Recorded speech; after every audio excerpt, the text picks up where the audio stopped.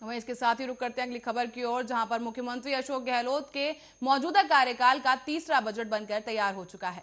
प्रदेश में गहलोत सरकार की 24 फरवरी को बजट पेश करेगी और इस साल के बजट को काफी चुनौतीपूर्ण माना जा रहा है। आपको बता दें कि गहलोत सरकार की ओर से इस बार पहला पेपरलेस बजट पेश किया जाएगा। सुबह 11 बजे विधानसभा में मुख्यमंत्री बजट पेश करेंगे और बजट पढ़ने के लिए विधायकों को टैबलेट दिया जाएगा। साथ ही आपको ये बता दें कि मंगलवार यानी कि आज वित्त विभाग जो है उसकी ओर से बजट की कॉपी औपचारिक रूप से मुख्यमंत्री अशोक गहलोत को सौंप दी गई है। इसके साथ ही माना जा रहा है कि इस बार बजट में किसान और शिक्षा को लेकर महत्वपूर्ण घोषणाएं हो सकती हैं। इसके साथ ही कोरोना काल के चलते अब मेडिकल सेक्टर पर ज्यादा जोर रहेगा। इसके अलावा बेरोजगारों को सौगात देने के लिए सरकार इस बजट में नौकरियों की घोषणा कर सकती है। इसके साथ ही यह भी बताया जा रहा है कि गहलोत ने पिछले 2 साल में 2,25,000 करोड़ का बजट जो है वो पेश किया था।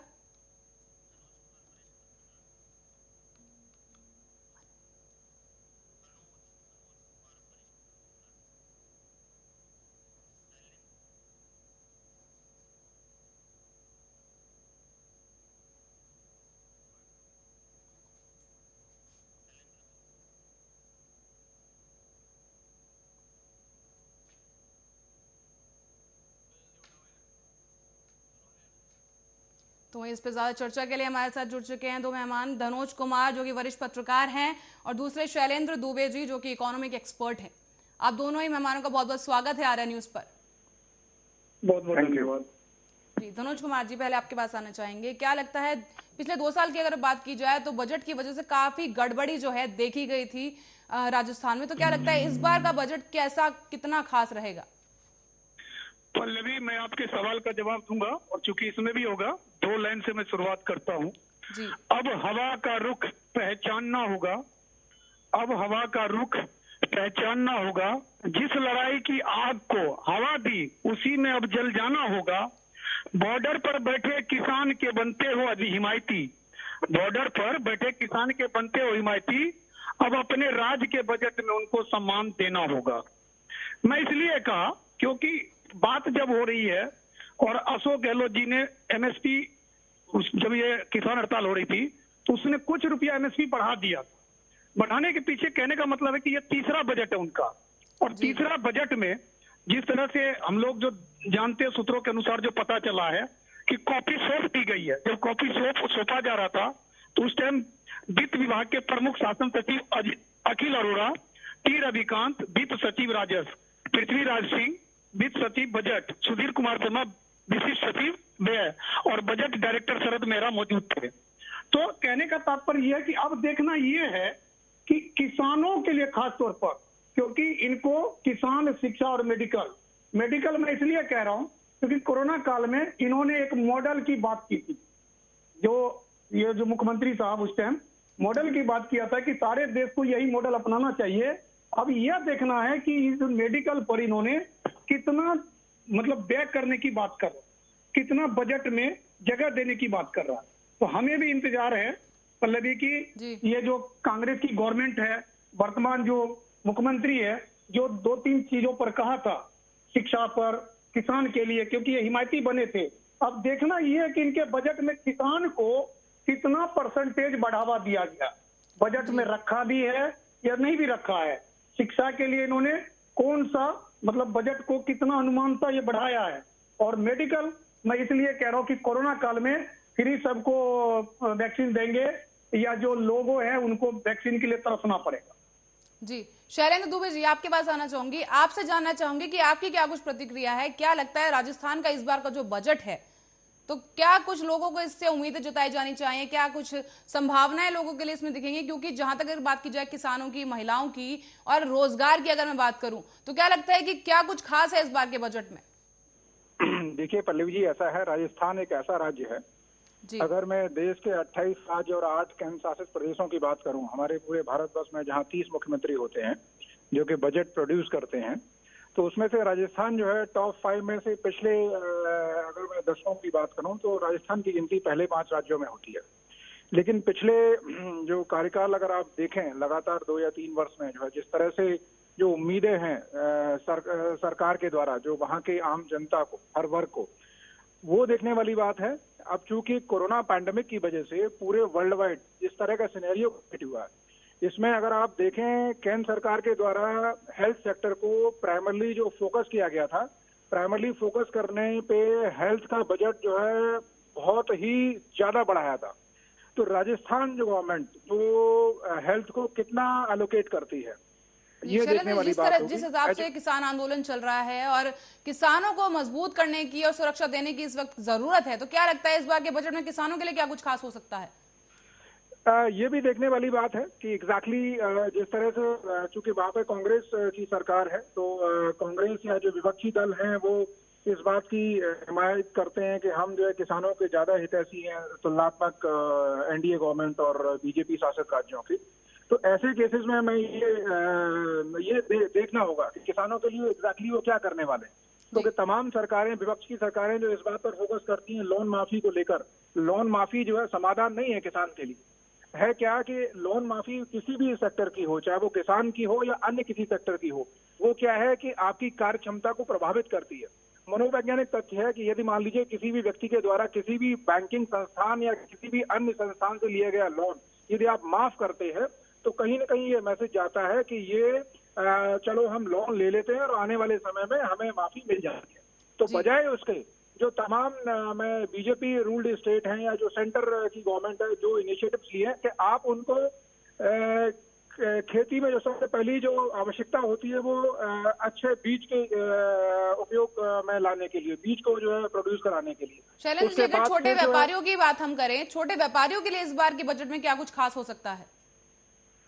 ये भी एक बहुत महत्वपूर्ण पॉइंट है, क्योंकि सेंट्रल गवर्नमेंट ने जिस तरह से एमएसएमई की जो डेफिनेशन चेंज की थी, चाहे उसमें जो तमाम पहले जो बड़े प्लेयर थे वो क्या थे, एमएसएमई में नहीं आ पाते थे जो पुरानी डेफिनेशन थी उसके हिसाब से, चाहे उसका जो स्लैब हो या फिर उनको जो मिलने वाली जो या इन्वेस्टमेंट हो, तो उसको एक बहुत अच्छा जो है रिवीजन दिया था।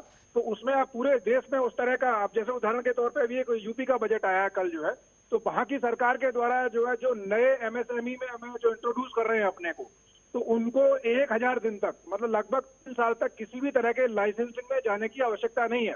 वो बिना किसी लीगल कंप्लायंस के अपना संस्थान खोल सकते हैं, अपना व्यापार शुरू कर सकते हैं और 3 वर्ष के अंदर उनको उसका लीगल कंप्लायंस जो है सबमिट करना है डिपार्टमेंट को।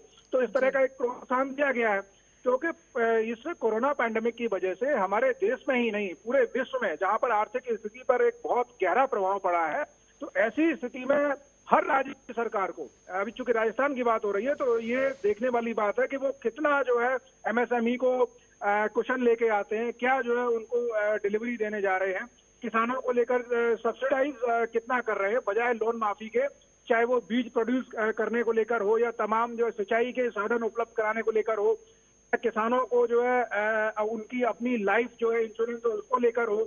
ये भी अभी जो है यूपी की गवर्नमेंट ने जो देखने को मिला कि किसानों की जो कैजुअलिटी हो जाती है, मान लीजिए सांप काटने से या फिर अन्य जो तमाम इस तरह की स्थितियां उत्पन्न हो जाती हैं अचानक, तो ऐसी परिस्थिति में वहां की सरकार के द्वारा एक लाइफ सेविंग जो है इंश्योरेंस का प्रावधान किया है, वो भी एक अप्रिशिएबल है।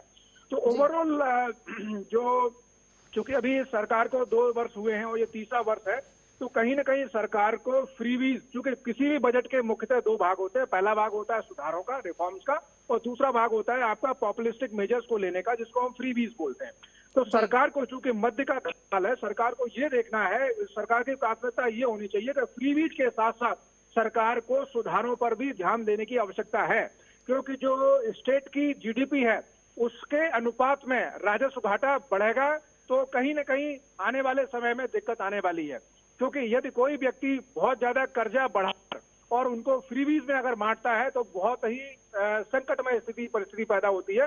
तो राजस्व की प्राप्तियां किस तरह से ये करने वाले हैं राज्य सरकार के द्वारा, और उनका उपयोग सुधारों में कितना प्रतिशत लेकर आएंगे और फ्रीवीज में जो कितना प्रतिशत जो देने वाले हैं, तो इनमें संतुलन जो बनाने की आवश्यकता है, ये देखने वाली बात हो। जी धनोज कुमार जी, आपसे जानना चाहूंगी कि जिस तरह से डीजल और पेट्रोल के दाम लगातार बढ़ते जा रहे हैं और देश भर में दाम काफी बढ़े हुए हैं, तो क्या लगता है कि केंद्र सरकार ने तो मना कर दिया है कि अभी ये दाम कम नहीं हो सकते, पर राज्य सरकार, राजस्थान की अगर बात की जाए तो क्या लगता है राज्य सरकार कहीं ना कहीं थोड़ी बहुत छूट दे पाएगी, कुछ कटौती कर पाएगी? देखिए पल्लवी, केंद्र सरकार कुछ भी कहे उसके लिए बाध्य नहीं है राज्य सरकार। अगर राज्य सरकार का मंशा सही हो तो ये पेट्रोल की कीमतें ना आधी भी की जा सकती है। ठीक है, उसके लिए कोई दबाव नहीं है केंद्र से, मंशा होनी चाहिए। लालच सबको होता है, जैसे आपको मैं राजस्थान अभी बता रहे थे शैलेंद्र दुबे जी, ठीक है। और हम लोग जब देखते हैं पिछला बजट तो इनका था, पिछला बजट आप देखेंगे इनका क्या था, 2,25,000 के करोड़ के बजट पेश किया था। इस बार कोरोना की जिक्र हुआ, कोरोना काल में देखते हुए अनुमान तो 2,40,000 करोड़ की अनुमान किया जा रहा है, लेकिन इससे समस्या का हल नहीं होगा। इसमें सरकार की मंशा भी देखी जा रही है, क्योंकि वहां बेरोजगारी जो है चरम पर है, और बेरोजगार नौजवानों के लिए यह सरकार क्या सौगात देती। क्योंकि ये जो जब प्रचार करने गए थे, चुनाव लड़ने गए थे, तो उस टाइम इन्होंने कहा था कि केंद्र सरकार कहा था कि प्रत्येक साल 2 करोड़ हम रोजगार देंगे। तो उस दावे को खारिज करते हुए राजस्थान में कांग्रेस की सरकार बनी थी कि हम आपको इतना देंगे, और अभी तक देखा जाए तो किसी को एक को भी नौकरी नहीं मिली है। तो इस बजट के तहत यह देखा जा सकता है कि बेरोजगारों के लिए सौगात जो है, उस सौगात में कितना बजट रखा है उससे पता चलेगा। दूसरी बात, आपने डीजल पेट्रोल की जो बात करी तो उसके लिए मैंने बता दिया कि केंद्र सरकार कुछ भी कहता है, केंद्र सरकार से राज्य सरकार को कोई लेना देना नहीं है, बात नहीं है। कोई ऐसा संविधान फेडरल इन नेचर में, संघीय ढांचा में राज्य के ऊपर कोई ऐसा प्रावधान नहीं है कि जो केंद्र सरकार तय कर दिया वही राज्य की सरकार को डीजल पेट्रोल लेना होगा। राज्य सरकार की अपनी जो है टैक्सेज उसको कम किया जा सकता, पूर्णतः खत्म किया जा सकता। जैसे पिक्चर पर टैक्स फ्री होता है, तो राज्य सरकार डायरेक्ट कह सकता है कि केंद्र कितना भी ले, हमें कोई परवाह नहीं है, हम यहाँ की जो हमारे राज्य में, खासतौर पर राजस्थान में, उन लोगों को डीजल पेट्रोल पर कोई टैक्स नहीं देना होगा। तो देखने वाली बात यह है कि राज्य सरकार की मंशा भी देखा जाएगा, क्योंकि आप सिर्फ ब्लेम नहीं कर सकते केंद्र सरकार पर। केंद्र सरकार, देखिए पहली बार हुआ है इतना ज्यादा पेट्रोल डीजल का दाम देखा जा रहा है, लेकिन सवाल होता है कि केंद्र सरकार को भी कम करना चाहिए। लेकिन हम अभी बात कर रहे हैं राज्य सरकार की बजट पर, तो राजस्थान की राज्य सरकार क्या सौगात देती है राजस्थान के उन गरीब लोगों को जो 1 लीटर पेट्रोल डालकर अपने 2 व्हीलर पे 2-3 दिन तक काम चलाते हैं। ऐसे लोगों को कितना रियायत देती है, यह बजट ही बताएगा। क्योंकि यह बजट अगर लंबा चौड़ा हुआ, बड़ा हुआ, सुहाने ना हो, जैसे अभी यूपी वाले बजट कल आपने देखा, बहुत बड़ा बजट था। क्योंकि ये इनका तीसरा बजट है, अभी इनका कार्यकाल भी बाकी है बहुत। तो देखने वाली बात यह है कि जिस तरह से राहुल गांधी जी का दौरा रद्द किया गया, वो भी गहलोत साहब के कहने पर रद्द हुआ है। तो आप यह देखिए कि कुछ ना कुछ गहलोत साहब तो जादूगर कहलाते हैं, तो मुझे लगता है अपने जादू की छड़ी वो चलाएंगे इस बजट में। अब ये बजट तो अभी हम लोग अनुमान लगा रहे हैं, लेकिन जो 2-3 चिंता हमें एक पत्रकार होने के नाते, चिंता जो गरीब बेरोजगार लोग की है, वहां पर पेंशनधारी की है, उनका पेंशन बढ़ाने के लिए तो बजट में कोई जगह गुंजाइश रखा है कि नहीं रखा है।